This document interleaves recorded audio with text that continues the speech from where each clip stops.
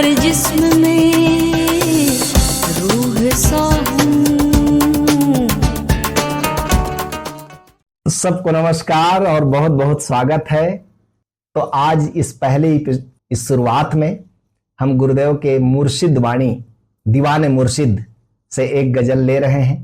पहली गजल, अब गजल के रस को ग्रहण करेंगे कि गुरुदेव क्या कहना चाहते हैं। अध्यात्म के जगत में ये परम ऊंचाई की घोषणा है। कोई ब्रह्म ज्ञानी संत ही इतना हिम्मत करेगा कि वो घोषणा करे अनल हक हूं।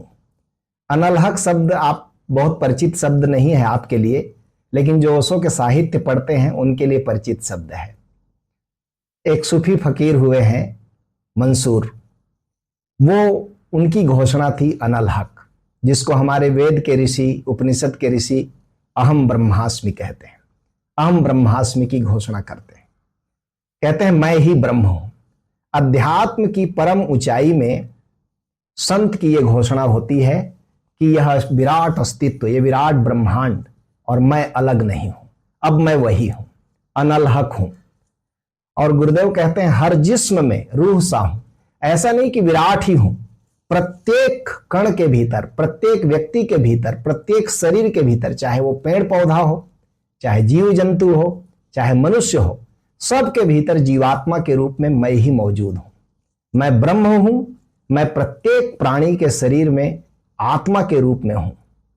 प्रकृति में, नदियों में, झरनों में ये जो जीवंतता दिखाई पड़ती है, ये सर्वत्र मैं ही व्याप्त हूं। ये परम ऊंचाई की घोषणा है। अनल हक हूं, मैं हक हूं, मैं सत्य हूं, मैं ब्रह्म हूं। I am the divine. गुरुदेव ने आनंद गीता में एक जगह लिखा है, खुद को जाना आकाश आज, अब मेरा कोई बंध नहीं। अब धूल उड़े या धुआं उठे, दुख से मेरा कोई संबंध नहीं। मैं शून्य महल में रहता हूं, खुद गाता हूं, खुद सुनता हूं। आत्मानम शरणम गच्छामि, भज ओशो शरणम गच्छामि। जिस दिन कोई व्यक्ति जानता है अपने भीतर, जैसे गुरुदेव ने जाना, और ये घोषणा हम सब के लिए इशारा है कि यही तुम्हारा भी लक्ष्य है। ओशो धारा के प्रत्येक शिष्य का यही लक्ष्य है कि एक दिन उसके भीतर से भी ये घोषणा उठे, अहम ब्रह्मास्मि, अनल हक हूं। कहते हैं मैं अब धूल उड़े या धुआं उठे, दुख से मेरा कोई संबंध नहीं। आकाश को क्या फर्क पड़ता है, धूल उठे या धुआं उठे? आकाश हमेशा साफ है, निर्विकार है, निर्लेप है। ऐसे आकाशवत आत्मा को जानकर, ब्रह्म को जानकर मैं उसी के साथ एक हो गया हूं। आत्मानम शरणम गच्छामि, भज ओशो शरणम गच्छामि। तो मंसूर यही घोषणा किया। और मंसूर की कहानी आपने सुनी होगी कि इस घोषणा, यदि ओशो कहते हैं कि यदि भारत में यह घोषणा होती तो मंसूर की पूजा होती। लेकिन जिस देश में मंसूर पैदा हुआ था वहां इस तरह की कोई परंपरा नहीं थी। इसलिए मनुष्य जाति के इतिहास में जितनी दर्दनाक मृत्यु मंसूर को मिली, उतनी अभी तक किसी को नहीं। कहते हैं जब मंसूर को यह भाव उमड़ता था जैसे हमारे गुरुदेव को उमड़ा और उन्होंने ये लिखा, तो भारत में तो इसकी परंपरा है, इसका स्वागत होता है, ऐसी घोषणा को हम लोग अपना सौभाग्य मानते हैं। लेकिन वहां सब मंसूर के खिलाफ हो गए, खुद उसके गुरु उसके खिलाफ हो गए। गुरु ने कहा कि यह घोषणा मत कर, हमें भी मालूम है कि भीतर मैं ब्रह्म हूं, लेकिन ये हम मुसलमानों के डर से घोषणा नहीं कर सकते, वो खिलाफ हो जाएंगे। मंसूर ने कहा ठीक, मान जाता था मंसूर, लेकिन फिर जब भीतर से उद्घोषणा होती थी तो रोक नहीं पाता था, तो कहता था अनल हक हूं। अनल हक की जैसे ही घोषणा होती थी, गुरु लोग कहते थे कि भाई तू यहां से चला जा, तू खुद झंझट में पड़ेगा और हमको भी झंझट में डालेगा। ऐसे एक गुरु, दो गुरु, तीन गुरु, ओशो कहते हैं चौथे पांचवें गुरु तक चला गया वो, अलग अलग आश्रम में। एक जगह गया तो गुरु ने कहा कि भाई ये घोषणा मत करना, और सोच लो ये घोषणा तुमने किया कि मैं ब्रह्म हूं तो सूली लगेगी। तो अचानक मंसूर के मुंह से निकल गया कि सूली उसी दिन लगेगी जिस दिन अपना सूफी चोला तुम उतार दोगे, उसी दिन मुझको सूली लगेगी। और दोनों बातें ओशो कहते हैं एक साथ सच हुई, क्योंकि जैसे ही घोषणा होती थी कुछ लोगों ने खिलाफ शिकायत किया खलीफा के पास में, और खलीफा ने पत्र भेजे गुरु के आश्रम में कि वो आदमी अपराधी है, स्वयं को खुदा होने की घोषणा करता है, स्वयं को ब्रह्म होने की घोषणा करता है, उसको सजा मिलेगी, तुम उसको आश्रम से निकाल दो। तो 2-3-4 पत्र तक तो उसने इग्नोर किया उसके गुरु ने, लेकिन जब देखा कि मामला बढ़ रहा है, सिपाही तलवार लेकर आ गए और उन्होंने कहा इसके मौत के फरमान पर तुम हस्ताक्षर करो। तो गुरु ने कहा कि सूफी चोला पहनकर तो मैं हस्ताक्षर नहीं कर पाऊंगा, क्योंकि यह तो सत्य की घोषणा है। मैं ऐसा करता हूं, ये चोला उतार देता हूं, ये लबादा उतार देता हूं सूफी का, और एक मौलवी का जलवादा है वो ओढ़ लेता हूं, जो पारंपरिक धर्म गुरु का। और कहते हैं पारंपरिक धर्म गुरु का लबादा ओढ़कर उसने मंसूर के मृत्यु के पत्र पर हस्ताक्षर कर दिया। और मृत्यु इतनी दर्दनाक थी मंसूर की कि उसको हाथ पैर काटे गए। उसको कहते हैं कि ये जो ब्रह्म की घोषणा है, ये परम की घोषणा है।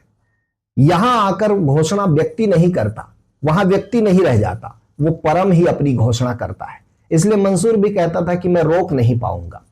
और गुरुदेव जी इस घोषणा को करते हैं, चूंकि हम भारत में हैं और ये एक लंबी परंपरा है संतों की, ऋषियों की, महर्षियों की, संतों की, इसलिए हम लोगों के लिए तो यह सौभाग्य का विषय है।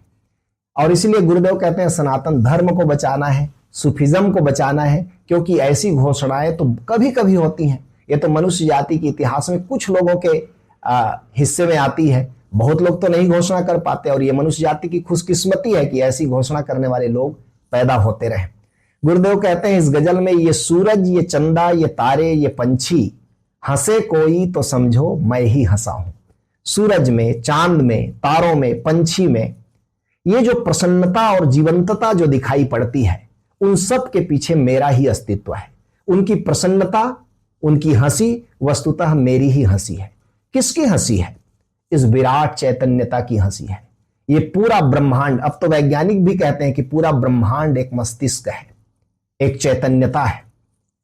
गुरुदेव ने आनंद गीता में लिखा है उसी को बहुत सुंदर कविता की पंक्ति में, अनहद बनकर मैं गूंज रहा जलथल नवगृह में कानन में, सब सृष्टि प्रलय मेरी रचना, सब जन्म मरण का कारण मैं ढोल बजाकर जगा रहा, सबको सपनों से उठा रहा, अथ अनहद शरणम गच्छामि भज ओसो शरणम गच्छामि।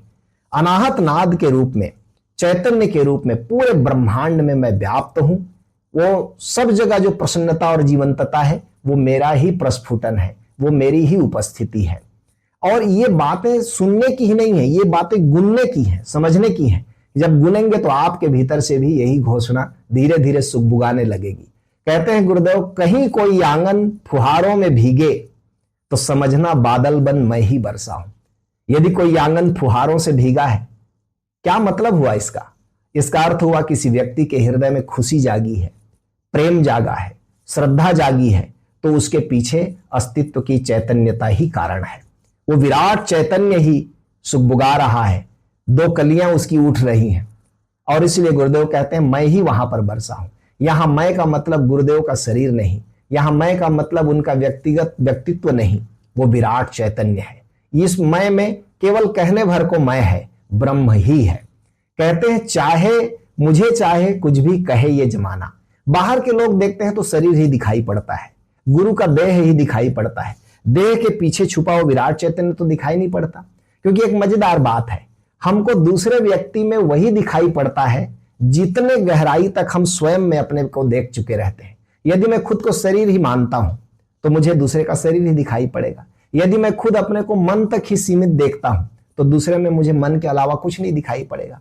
लेकिन जरा भी मैंने गहराई नापा है अपने भीतर चैतन्यता की, अपने अंतरात्मा की, अपने आत्मा की, तो मुझे दूसरे में भी आत्मा दिखाई पड़ना शुरू हो जाएगा।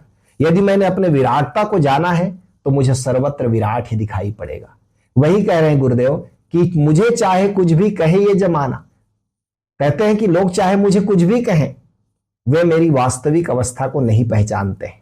भले ही एक शरीर के रूप में मैं दिखता हूं, समंदर हूं, दिखता भले ही कतरा हूं, लेकिन मैं जानता हूं कि चैतन्यता के रूप में पूरे ब्रह्मांड में मैं ही व्याप्त हूं। जैसे सागर और उसकी लहर अलग अलग नहीं है, वैसे ही यह विराट अस्तित्व और मैं अलग नहीं है।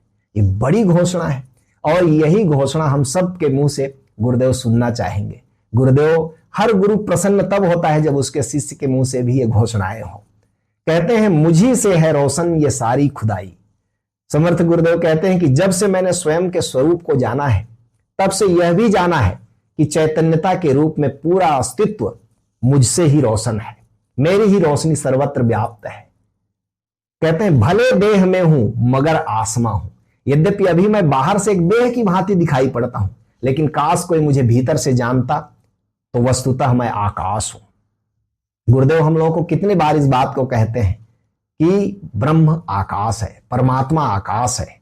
यह आकाश की जीवंतता को, चैतन्यता को जिसने जाना उसने ब्रह्म को जाना। आनंद गीता में लिखा है गुरुदेव ने, अब कहूं अहम ब्रह्मास्मि या, कि साक्षी कह अपना परिचय दूं। मैं अपने को ब्रह्मास्मि कहूं, ब्रह्म कहूं, या साक्षी कहकर अपना परिचय दूं। ओमोहम, शिवोहम, बोधोहम, या कहूं कि भगवत्ता मैं हूं। मैं ओम हूं या शिव हूं या शुद्ध बोध मात्र हूं। क्या कहूं कि शुद्ध भगवत्ता हूं।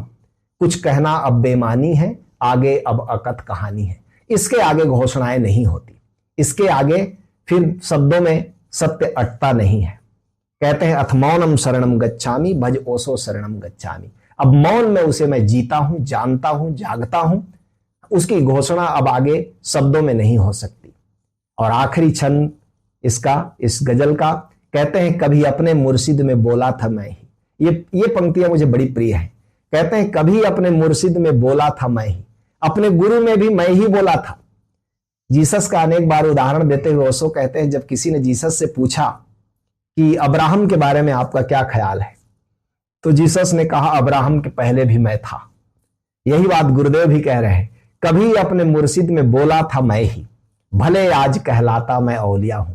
भले आज मैं औलिया के रूप में मुझे मेरा परिचय लोग देते हैं, लेकिन जो मेरे गुरु में जो चैतन्य बोला था, जो अस्तित्व बोला था, वहां भी मैं ही था। इस देह में भी मैं ही हूं। ये जो परम की घोषणा है, ये अल्टीमेट की घोषणा है, ये हर साधक के जीवन का लक्ष्य होना चाहिए। इस गजल में गुरुदेव उसी की तरफ हम लोगों को इशारा किए।